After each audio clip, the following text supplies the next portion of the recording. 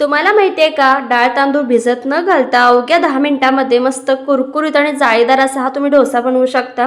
त्यासाठी एका मिक्सिंग जारमध्ये 1 वाटी गव्हाचं पीठ, अर्धी वाटी बारीक रवा, 2 चमचे बेसनचं पीठ घालायचं, त्यानंतर चवीपुरतं मीठ, 1 चमचाभर साखर घालायची, थोडंसं पाणी घालायचं आणि मीडियम कन्सिस्टन्सीमध्ये फिरवून घ्यायचं आहे। हे पहा, याची कन्सिस्टन्सी अशा पद्धतीने असली पाहिजे। त्यानंतर चटणीसाठी सुकं खोबरं, भाजलेले शेंगदाणे, लसूण, आलं, हिरवी मिरची, मीठ, साखर आणि पाणी घालून वाटून घ्यायचं। फोडणीसाठी तेल गरम करून घ्यायचं, त्यामध्ये जिरे, मोहरी, कढीपत्ता, हिंग, त्यानंतर सुकी लाल मिरची घालायची आणि मस्त सुरसुरीत अशी फोडणी घालायची आणि इथे आपली चटपटीत फ्लेवरची चटणी तयार होते।